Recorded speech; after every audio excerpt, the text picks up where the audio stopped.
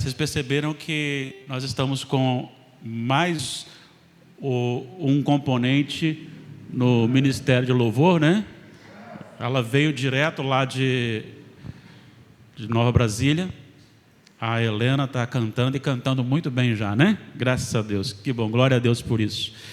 Queridos irmãos, vamos estudar a palavra do Senhor? Nós estamos num mês que a gente comemora o mês da família. Então nós estaremos usando aqui as quartas e domingos para a gente falar um pouco sobre família. E hoje a gente vai falar sobre a relação entre Deus e a família. Abra comigo em Gênesis capítulo 1. Gênesis capítulo 1. Nós leremos os versículos 26 e 27. Gênesis capítulo 1, versículos 26 e 27. Eu lerei o 26 e vocês leiam o 27, por gentileza. Também disse Deus: façamos o homem à nossa imagem, conforme a nossa semelhança. Tenha ele domínio sobre os peixes do mar, sobre as aves dos céus, sobre os animais domésticos, sobre toda a terra e sobre todos os répteis que rastejam pela terra.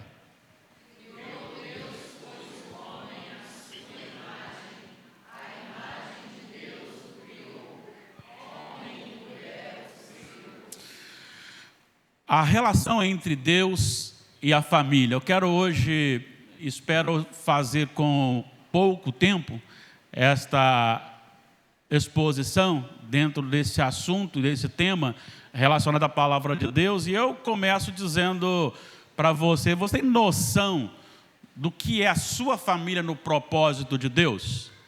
Deus é perfeitamente ordenado em tudo o que faz. Nada criado tem um fim em si mesmo ou não tem valor. Tudo que Deus criou tem um propósito bem específico. E ainda que não tenhamos conhecimento sobre isso, certamente tem um propósito. Deus, Ele cria as coisas e exige também que as coisas sejam feitas de forma ordenada. Abra um parênteses aqui, inclusive, para falarmos sobre o culto. Deus estabeleceu os elementos do culto. E o homem não pode, por si só, estabelecer o que vai fazer no culto, a não ser seguir os elementos que Deus ali estabeleceu nas Escrituras Sagradas. Fecho aqui esse parêntese. Há uma relação muito próxima entre o casamento e a salvação. Não sei se já parou para pensar sobre isso.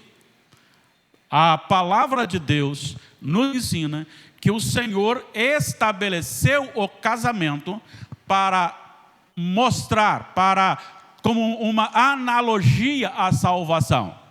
Tanto é que o povo de Israel, quando pecava contra Deus, era chamado de um povo adúltero, adulterou contra o Senhor.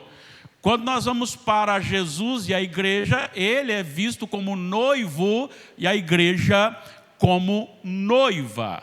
E há também uma relação muito íntima entre as três pessoas da Trindade e a família.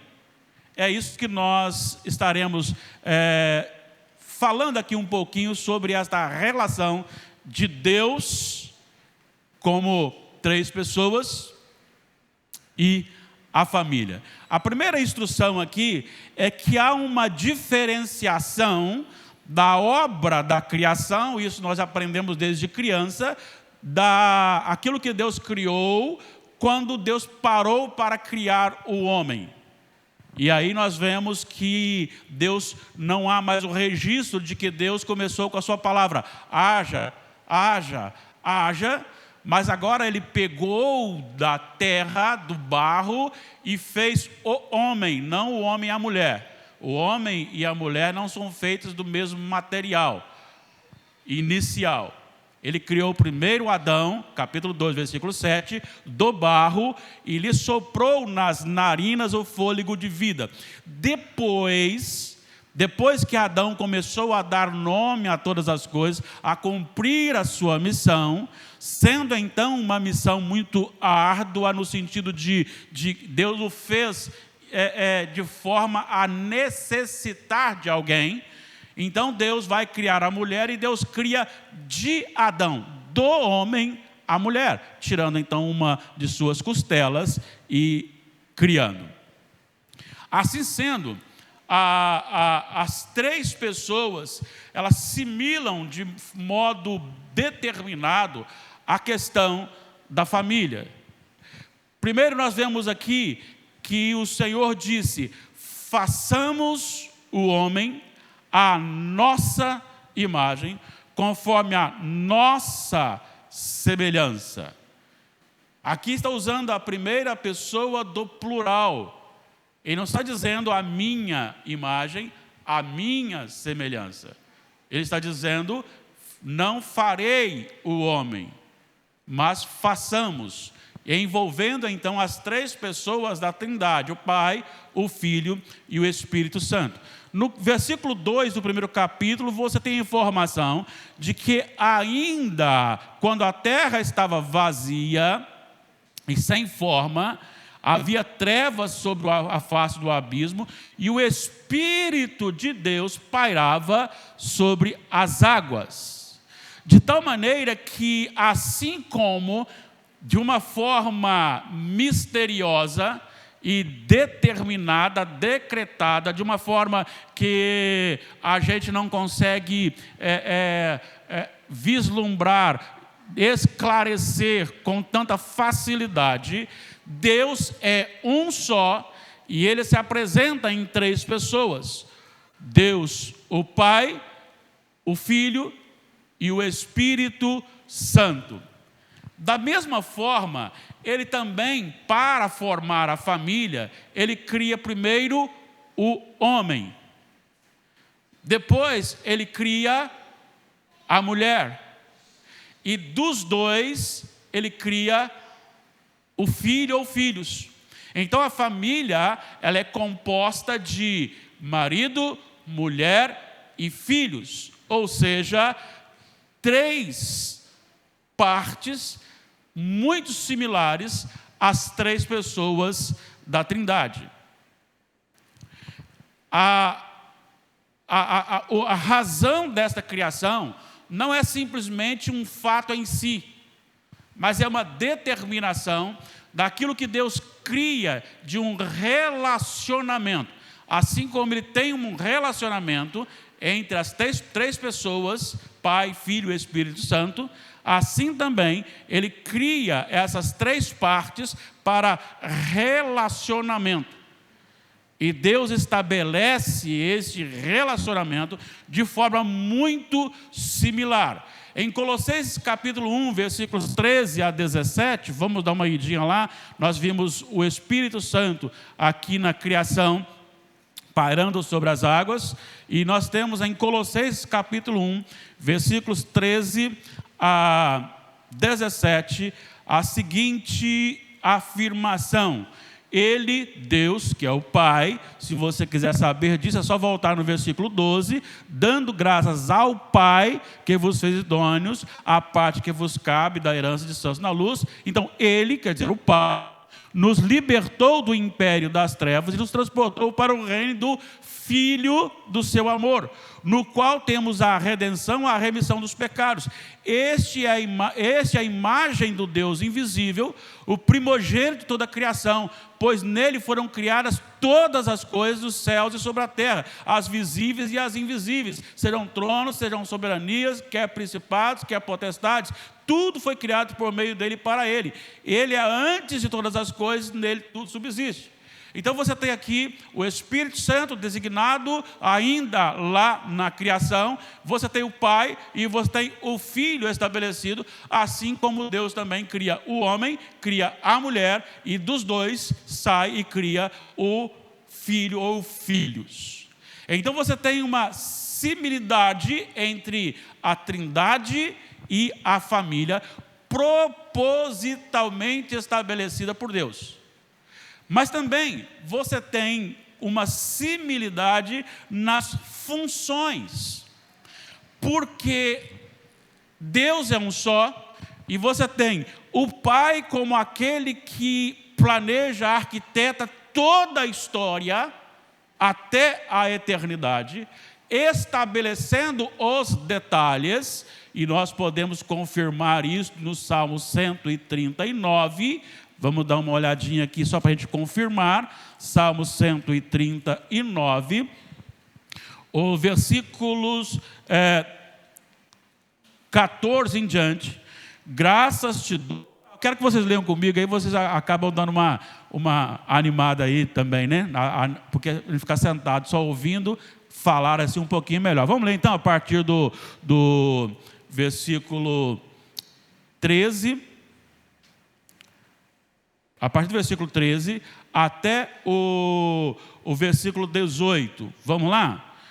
Pois tu formaste o meu interior, tu me teceste no seio de minha mãe.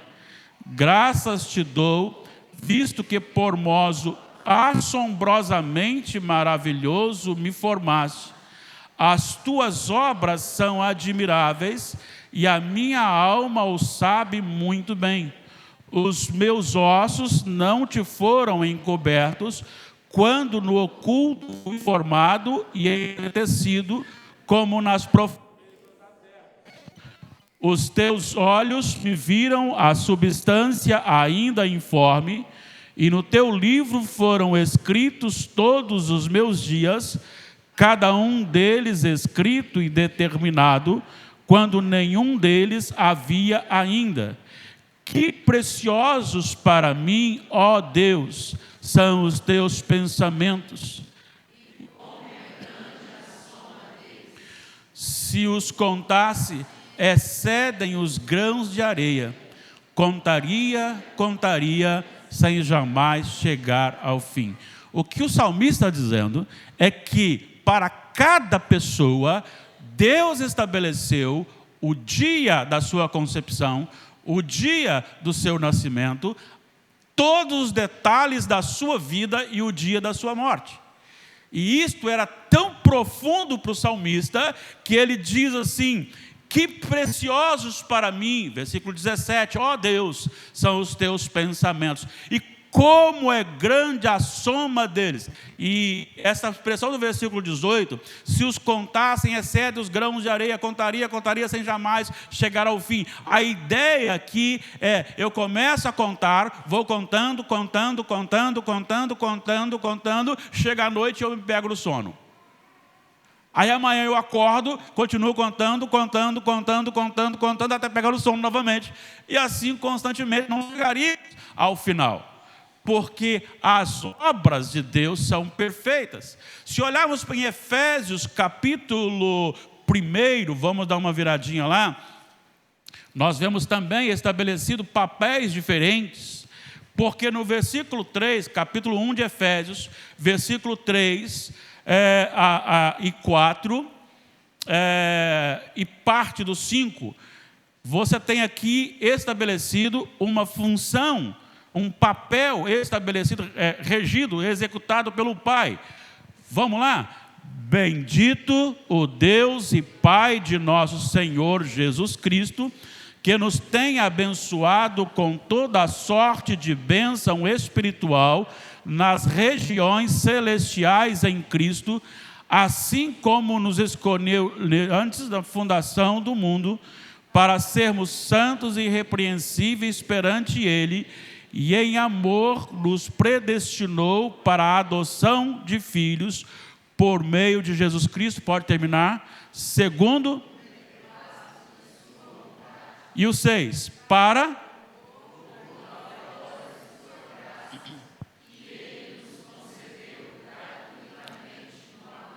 Então, todo esse planejamento, toda a escolha, toda a elaboração foi estabelecida pelo Pai. E você tem agora, a partir do versículo 7, a ação de Jesus Cristo em realizar o plano da redenção. E esta ação vai até parte do versículo 13. E depois parte do versículo 13 e 14, ele estabelece aqui justamente a ação do Espírito Santo. Depois nós vamos ver mais à frente, mas João retrata bem essa questão da ação do Espírito, e nós vamos ler, mas são papéis diferentes, funções diferentes. Você tem aqui agora o Filho realizando esta obra da redenção, o Filho executando a obra de Deus, e você tem o Pai enviando o Filho, e depois o Pai e o Filho enviando o Espírito Santo. Olha só a similaridade com os papéis da família. Você tem o marido como uma liderança, recebendo uma missão. Você tem a esposa como a ajudadora. E você tem dos dois o filho que exerce um papel de honrar o pai e a mãe.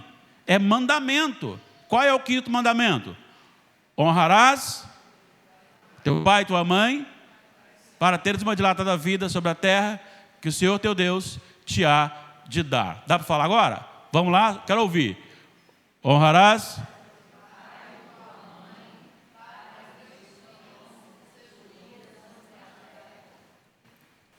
Vamos recapitular. Honra teu pai e tua mãe, para teres uma dilatada vida sobre a terra que o Senhor teu Deus já há de dar. É isso? Vamos? Honra.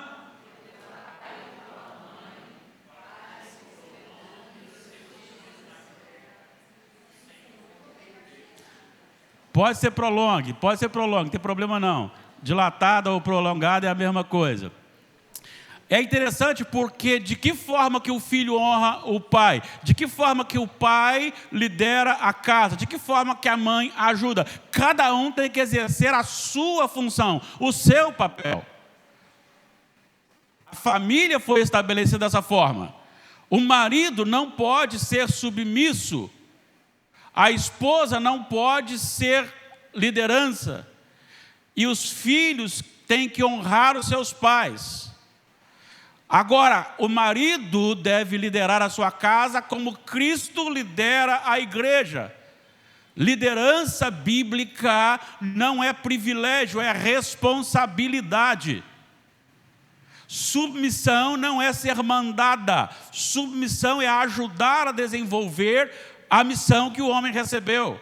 É ser ajudadora, companheira e não adversária. Honrar o pai e a mãe é você viver de tal maneira que as pessoas, ao ver o seu comportamento, vão exaltar que educação os seus pais deram para você. E se você observar em João capítulo 14, versículo 16, vamos lá? João 14, 16, podem ler.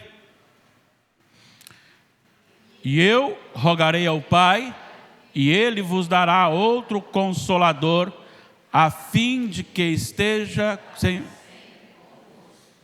Veja bem, eu rogarei ao Pai, é um pedido dele, e o Pai dará. Olha só o 26 agora, vamos ler o 26. Mas o Consolador, o Espírito Santo, a quem o Pai enviará em meu nome, esse vos ensinará todas as coisas e vos fará.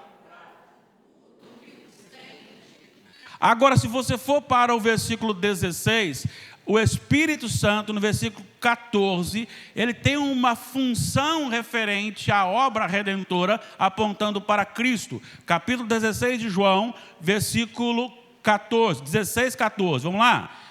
Ele me glorificará, porque há de receber do que é meu, e vou-lo há de anunciar. Ele me glorificará. Qual que é o papel do Espírito Santo? É lançar luz em Cristo, é revelar Cristo a nós, é tirar as vendas dos nossos olhos para que contemplemos os tesouros ocultos em Jesus. Esta é a função do Espírito Santo. A função do Espírito Santo é justamente fazer com que a gente conheça Jesus e se deleite nele. Conhecer Jesus e amar Jesus. Conhecer Jesus e querer Jesus. Aprofundar em Jesus. E Jesus ser a razão da sua vida, a ponto da sua vida estar oculta em Deus através de Cristo. E isto tem dois sentidos, está lá em Colossenses capítulo 3, versículos 3 e 4, mas principalmente o 3, isso tem dois sentidos. Primeiro, o sentido da obra acabada. Significa que você é seguro para a salvação. Se você for ressuscitado, você é seguro para a salvação. Isso, tá, ok. Mas isso também tem a ver com que, de tal maneira que a sua vida vivida aqui na terra, ela deixa de ser a sua vida para ser a vida de Cristo. Gálatas 2:20, já não sou mais eu quem vive, Cristo vive em mim. Cristo vive em mim. Então você tem esses papéis diferentes, como Deus o Pai, aquele que envia o Filho dentro de um propósito, o Filho executa o propósito, e o Pai e o Filho agora mandam o Espírito, e o Espírito lança luz para o projeto da redenção, e com isso o Espírito Santo glorifica a obra da redenção. A família também foi criada, como eu disse, dessa forma, em que o marido é o responsável, a mulher é a ajudadora e o filho é aquele que revela a ação da educação que os pais lhe dão, da piedade que os pais têm. E é muito interessante você observar isto. Você já percebeu que o seu filho normalmente, se você ora muito em casa, ou em casa, na igreja, por onde você passar, ele pega as frases da sua oração? O jeito da sua oração, ele fala a mesma maneira que você ora, algumas palavras que você usa, ele vai usar, às vezes até alguns gestos que você faz, com a face, ele repete. Então, quando você diz que o filho honra o pai, é justamente isso. Quando o pai e a mãe são pessoas realmente piedosas. Viu só a função estabelecida entre a Trindade e a família? Mas não é só nisso. Então nós temos uma questão de três, Pai, Filho e Espírito Santo. Deus estabelece uma família com esposo, marido, esposa e filhos, três. Você tem as funções diferentes que se aplicam também à família. Mas você tem também uma coisa muito importante, porque a Trindade, Pai, Filho e Espírito Santo, são um só Deus. E o marido, a esposa e os filhos, uma só família. Uma só família. E dentro dessa família estabelecida, você tem um propósito muito especial dentro do relacionamento, em que há três indivíduos que formam uma família, e que no ato conjugal, é aí que o marido e a esposa se tornam uma só carne, que nasce então uma pessoa, que é o Filho. E dentro disso você tem o mesmo aspecto no próprio Senhor. Vamos para João capítulo 10, versículo 30. O que é que nós encontramos aqui? João capítulo 10, versículo 30. É bem pequenininho, dá até para a gente aprender ele aqui hoje e falar de cor. Vamos juntos? Vamos ler? Eu e o Pai somos um. Quem ainda não aprendeu? Todo mundo aprendeu, né? Vamos falar sem olhar agora? Jesus dizendo: eu e o Pai somos um. Se você vai para o capítulo 14, logo à frente aí, no versículo 8, na verdade o 9 está respondendo a Filipe. Então no versículo 9 ele vai dizer: Filipe, há tanto tempo estou convosco que não me tens conhecido? Quem me vê a mim, vê o Pai. Como dizes tu, mostras o Pai? Não crês que eu estou no Pai, que o Pai está em mim? As palavras que eu vos digo, não as digo por mim mesmo, mas o Pai que permanece em mim faz as suas obras. Crede-me que eu estou no Pai e o Pai em mim. Crede ao menos por causa das mesmas obras. O que ele está dizendo é que são três pessoas, mas as três pessoas são um só Deus, iguais em poder e glória. E você também não é denominado como indivíduos, mas como uma família. Normalmente você é reconhecido na sociedade como uma família. A família do presbítero Miqueias, a família do diácono Nildo, a família do diácono William Douglas, do diácono Alcimar. E aí você pode colocar a sua família, mas é uma família, não são as pessoas de uma família. Você trata como uma, embora sejam vários indivíduos, ou até 3 ou mais indivíduos. Então, esses aspectos são muito importantes para a gente perceber a razão e a importância da família. Eis a razão porque o mundo já há muito vem tentando destruir a família. Porque ela é um propósito, ela é um projeto de Deus. Não apenas de criar algo, mas ele cria algo íntimo, algo relacionado à própria Trindade. E eu quero então fazer 3 afirmações aqui, que eu gostaria que você, se quiser perguntar, pode. Se quiser participar também, você pode. Primeira afirmação, para a gente caminhar para o encerramento, é: o modo como a família foi criada tira qualquer possibilidade do mundo ditar as regras para a família. Veja bem, e esse tem sido um problema dentro da igreja evangélica. O mundo tem ditado o que é e como deve ser a família. As coisas de Deus têm sido tomadas até com um certo desdém. Você quer ver uma coisa? Se a pessoa tem mais de 3 filhos, nós olhamos para elas, para aquela família, e achamos que tem filho demais. Mas me mostra na Bíblia qual texto que fala para você ter um filho só ou não ter filho. Tem na Bíblia? Não. Filho é bênção de Deus, é herança do Senhor. Ele pode dar ou não se ele não quiser, mas nós precisamos quebrar esse jugo que o mundo tem colocado na igreja, e o mundo não tem autoridade para fazer isso, porque não é o mundo que criou a família. Tanto é que o mundo está dizendo que família é qualquer coisa que se reúna em amor. Pode ser 2 homens, pode ser 2 mulheres. Daqui a pouco eu falo que você pode se juntar com um animal e vai ser família. Tanto é que as pessoas têm chamado cachorro de filhinho, de vovô, de neto, e assim por diante. Vem com a mamãe, vem com o papai, vem com a titia, vai na titia. Por quê? Porque é o mundo estabelecendo a deturpação da família. E cachorro não pode ser comparado à Trindade. Nada, nenhum animal pode ser comparado à Trindade.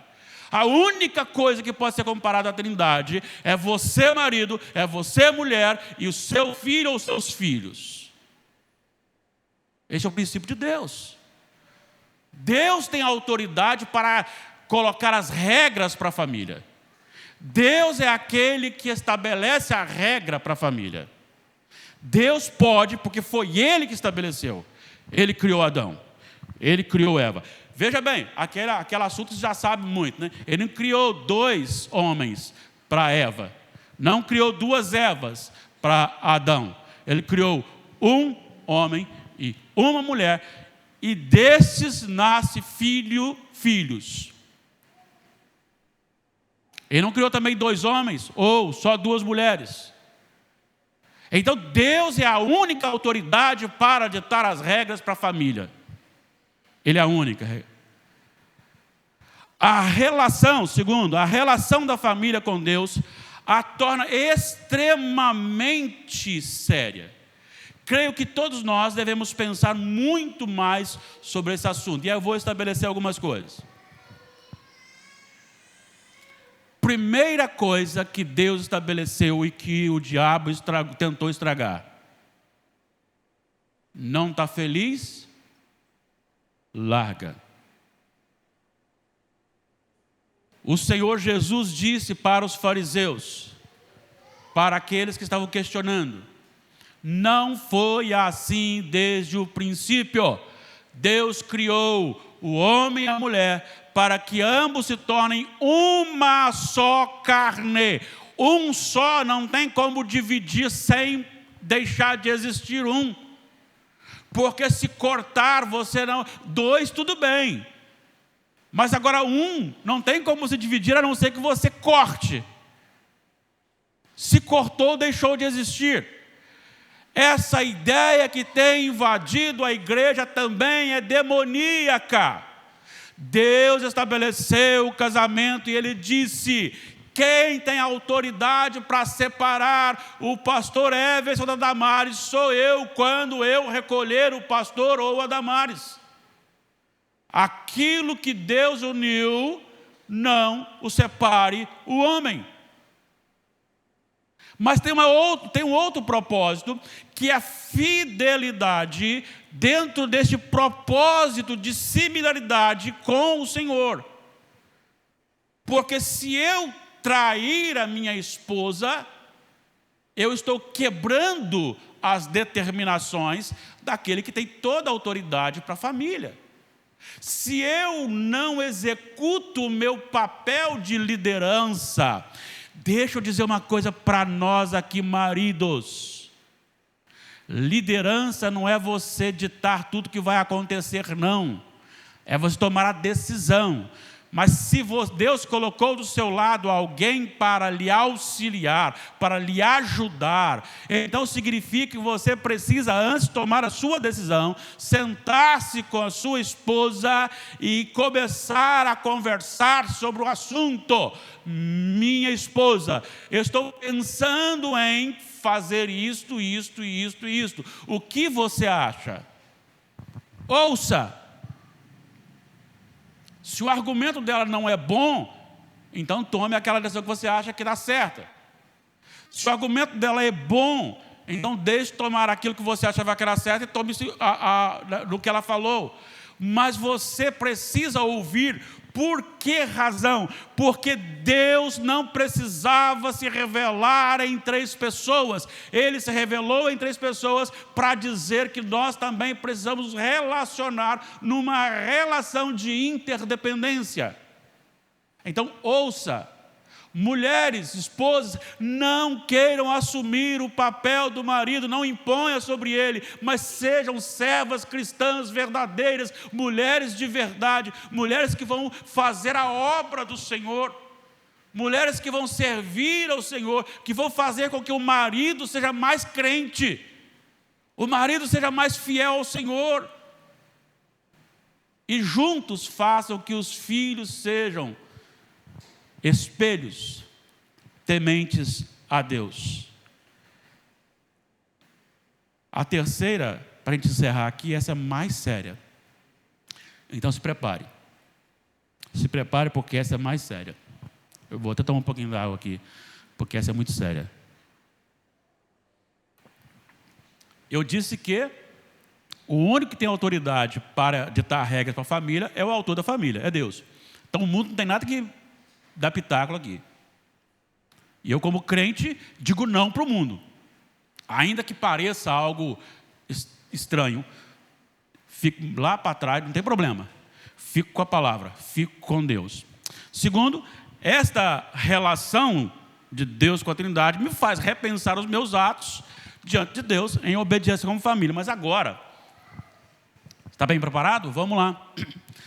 A maneira como nós definimos a família, no sentido de vida, e ainda que nós façamos isso sem saber, nós estamos definindo o próprio Deus.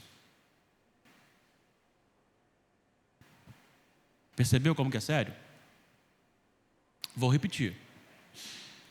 A maneira como nós definimos o que é família, dentro dos papéis, do respeito, da integridade, ainda que nós estejamos fazendo isso sem pensar, sem saber, mas a maneira que nós fazemos isso, nós definimos o próprio Deus. Por quê?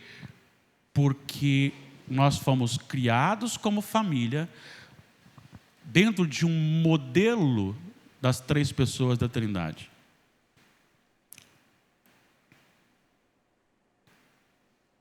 Quando eu, que devo amar a minha esposa como Cristo amou a igreja, eu a abandono ou não a trato bem, eu estou dizendo que Jesus Cristo não é um bom marido.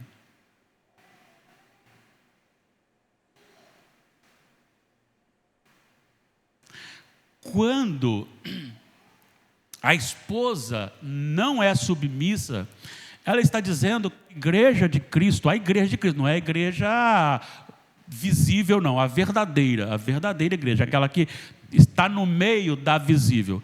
Esta igreja pode peitar Cristo. Não precisa respeitar Cristo, não. Se você desobedece a ordem de Deus da sua missão de mulher, esposa, você está dizendo que Jesus Cristo não merece a vida submissa da igreja, a obediência da igreja, o relacionamento da igreja. Se o filho desonra o pai, é como se ele estivesse dizendo assim: o Espírito Santo não precisa glorificar o plano da redenção, o pai e o filho. Então isso aqui é muito sério, isso aqui eu não tinha pensado sobre isso, mas quando eu estava escrevendo isso aqui me tomou com muito temor. A maneira como eu defino a família, eu estou dizendo ao mundo, estou definindo o próprio Deus para o mundo. Perceberam bem? A seriedade, e Deus escolheu você a partir de agora para ser família e ser então este modelo para a glória dele. Então glorifique a Deus na sua família. Ah, mas a minha esposa é complicada. A minha esposa é complicada, ela é tocada no 440, não dou conta não. Então, comece a ter o seu papel de intercessor. Se isso está tendo problema, começa a ter um problema. Ah, o meu marido é muito parado. Então comece a ser ajudadora e intercessora.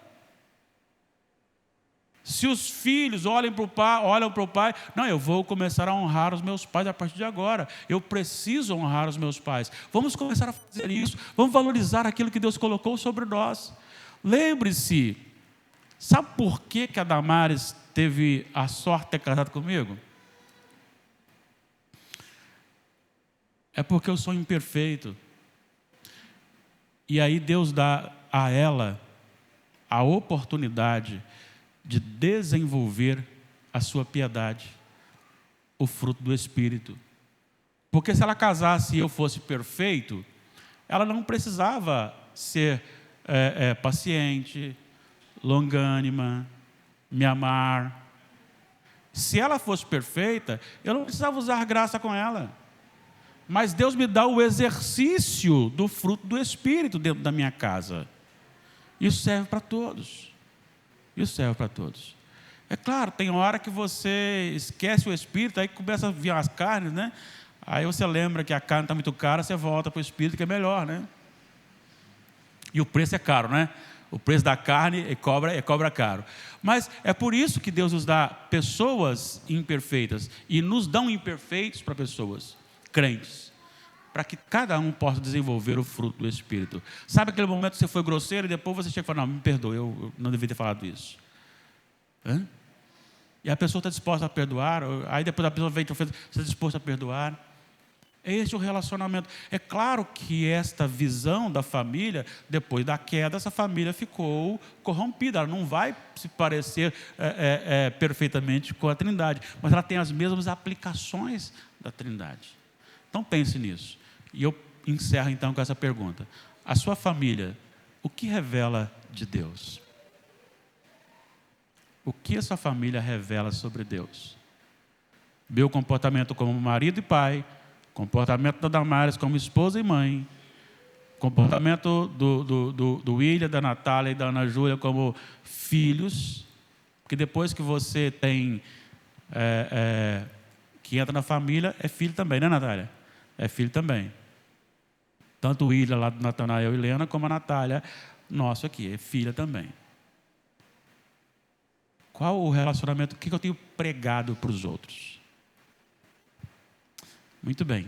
Vamos orar para que Deus nos dê uma bênção tão grande que a nossa família glorifique ao Senhor a maneira de ser. Que as pessoas olhando para nós falam assim, é interessante, eu estava lendo a Bíblia aqui, vocês parecem com Deus. Vocês parecem com Deus.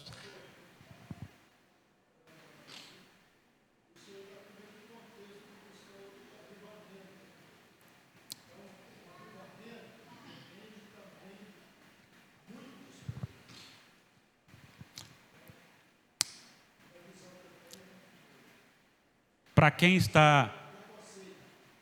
está lá nos ouvindo, né? Não vai ouvir o diácono Nildo dizendo aqui, ele está dizendo que este assunto tem a ver com a busca por avivamento, que este avivamento vai nos moldar a esta vida com Deus. Não é isso que o senhor falou? É um conselho que o senhor está dando aqui para nós como igreja. Sr. Jonas. Ouviram? Ouvimos depois da sua saudade, né?